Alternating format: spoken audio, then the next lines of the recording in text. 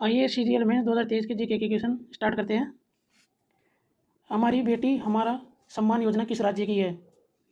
तो यह है छत्तीसगढ़ राज्य की है। छत्तीसगढ़ सरकार ने हमारी बेटी हमारा सम्मान योजना शुरू की। अगला क्वेश्चन,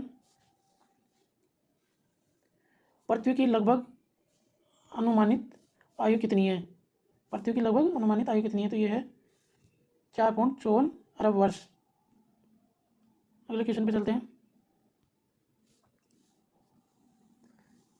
संविधान अनुसूचित जनजाति आदेश 4था संविधान संशोधन विधेयक 2022 किस राज्य से संबंधित है? तो कर्नाटक राज्य से संबंधित है। कर्नाटक राज्य से संविधान अनुसूचित जनजाति वाला संबंधित है।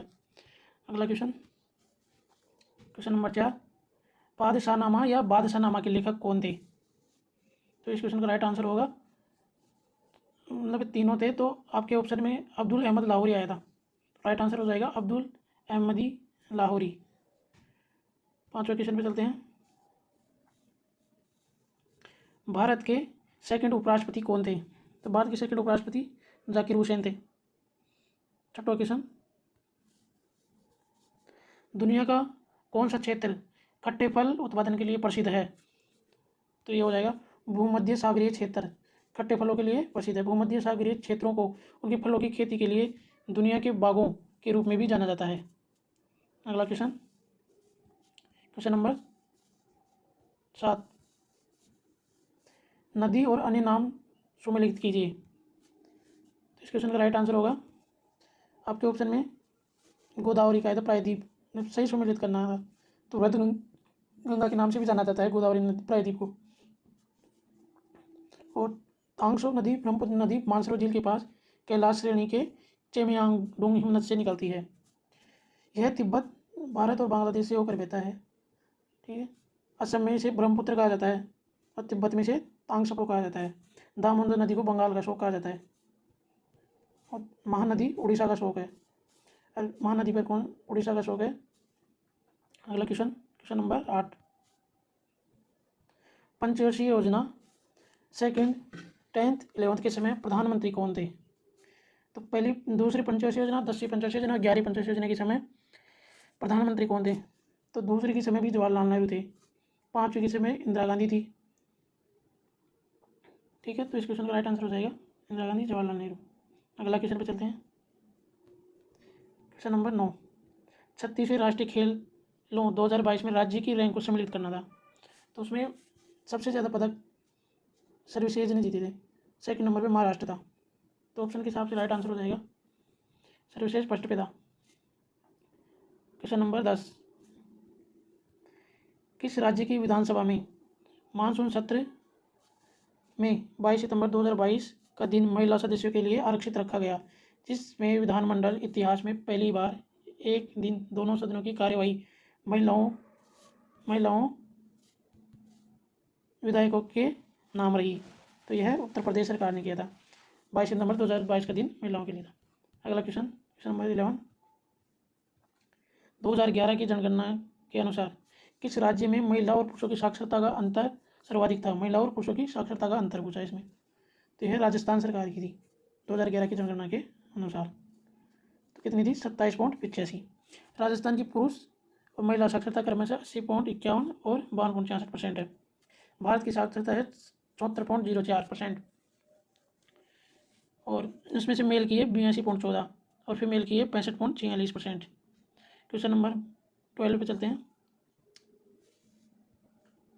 आवर्त सारणी के 0 ग्रुप में कौन से तत्व हैं? तो 18 तत्व को अक्रिय गैसें कहते हैं। अक्रिय गैसों का तत्व हो तो इसे नोबल गैस भी कहते हैं। अगले क्वेश्चन पे चलते हैं। कौन सा रोग आनुवंशिक नहीं है? इनमें से कौन सा रोग आनुवंशिक नहीं था? तो इस क्वेश्चन का राइट आंसर होगा मलेरिया, क्योंकि यह आनुवंशिक रोग नहीं होता है। ठीक है, अगले क्वेश्चन पे चलते हैं। अनुच्छेद 324 और आर्टिकल 329 किससे संबंधित है? ये निर्वाचन से संबंधित है, जो भाग 15 में है। यानी अनुच्छेद 324 निर्वाचन से संबंधित है।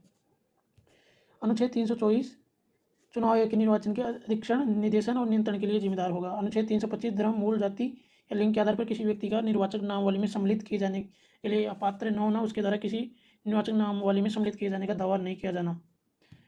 अगले क्वेश्चन पर, तो इस क्वेश्चन का राइट आंसर होगा अनुच्छेद 324 भाग 15 निर्वाचन से संबंधित होगा।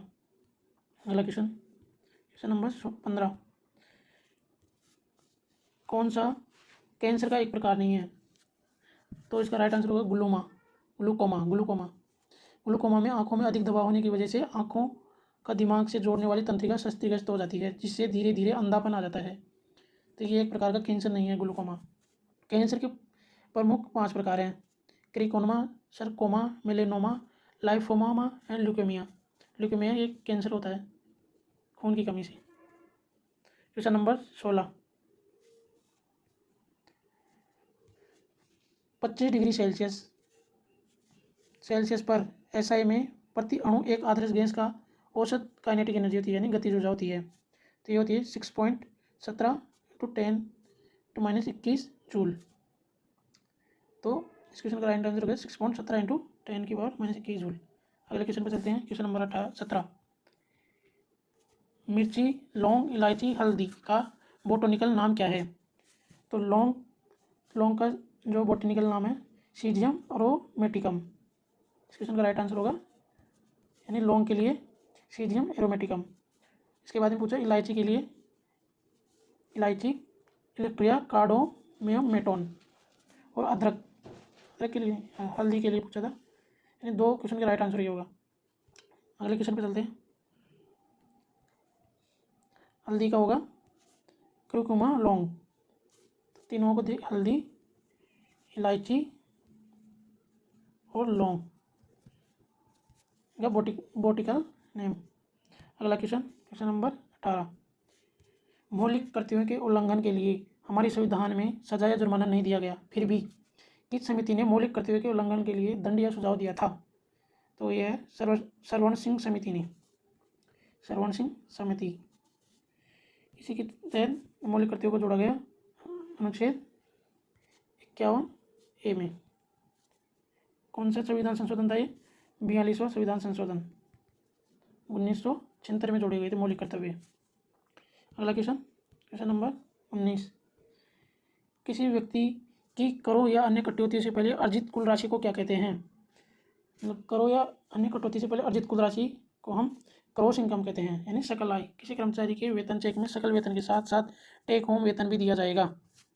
अगला क्वेश्चन, क्वेश्चन नंबर 20, राजा हर्षवर्धन के समय कौन सा विदेशी यात्री भारत में आया था? तो हर्षवर्धन के समय हेनसांग आया था, हेनसांग। ठीक, हर्षवर्धन के शासनकाल में भारत की यात्रा की। मेगस्थनीज यूनानी शासक था, जो सेल्यूकस का राजदूत था, जो चंद्रगुप्त के दरबार में आया था। कौन? मेगस्थनीज। इसने इंडिका नामक पुस्तक भी लिखी थी मेगस्थनीज ने। ठीक, अल-बिरूनी का जन्म आधुनिक उज्बेकिस्तान में स्थित ख्वारिज़्म में हुआ था। उसने महमूद गजनवी की सेना के साथ भारत की यात्रा की थी। किसने? अल-बिरूनी ने। और चीनी यात्री फाइयान चंद्रगुप्त द्वितीय के दरबार में आया था, चंद्रगुप्त द्वितीय के दरबार में। तो इस क्वेश्चन का राइट आंसर होगा हेनसांग, हर्षवर्धन के समय आया था। अगला क्वेश्चन, गवर्नर जनरल प्रमुख कार्य मिलान कीजिए। मतलब इनकी कार्यकाल पूछा था कब से कब तक रहे। तो ये ऑप्शन के थे, कौन सा देख लीजिए आप।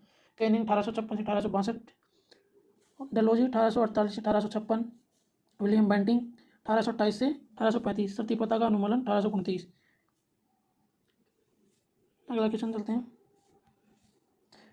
वारेन हेंगिस्टन 1773 से 1785, इसी के समय रेगुलेटिंग एक्ट और पिट्स इंडिया एक्ट 1784 भारत में आया था। अगला क्वेश्चन, भारतमाला प्रोजेक्ट के तहत एक्सप्रेवे, आर्थिक कॉरिडोर और सीमा अंतर्राष्ट्रीय कनेक्टिविटी सड़कों की लंबाई कितनी है? तो एक्सप्रेवे की लंबाई है 1600 किलोमीटर। फर्स्ट फेज में 800 किलोमीटर थी। और तो आर्थिक कॉरिडोर है इकोनॉमिकल, तो इकोनॉमिक कॉरिडोर की लंबाई है 26,200 आर्थिक कॉरिडोर की लंबाई किलोमीटर में। जो अंतर्राष्ट्रीय कनेक्टिविटी है, सीमा अंतर्राष्ट्रीय, इसकी लंबाई थी 5300 किलोमीटर। अगला क्वेश्चन पे चलते हैं। गिरती हुई बॉल, चलती हुई कार, लुढ़कते हुए पत्थर और उड़ते हुए एरोप्लेन में कौन सी ऊर्जा होती है? तो बहुत ही इजी क्वेश्चन था, गतिज ऊर्जा यानी काइनेटिक एनर्जी। कोई वस्तु गतिशील है तो उसमें गतिज ऊर्जा निहित होती है, और जो कोई वस्तु स्थिर होती है तो उसमें स्थिति ऊर्जा होती है। अगला क्वेश्चन निजीकरण से संबंधित था, और अपना लास्ट क्वेश्चन है अम्ल और संबंधित स्रोत का सही सुमेलित करना था। तो बेट्रिक एसिड, बासी मक्खन और पशु वसा वनस्पति तेल दूध में पाया जाता है। नारियल का तेल लोरिक एसिड का उच्चतम एक प्राकृतिक स्रोत है। सरसों का तेल यूरिक एसिड और कार्बनिक एसिड पानी में, यदि पानी HCO3 भी है तो। वायुमंडल, जल निकाय, पौधे, मिट्टी, चट्टानें, मनुष्य, उत्तक। ये अपने 25 क्वेश्चन थे जो आज सीरियल मेंस में पूछे गए 2023 में। Thank you everyone.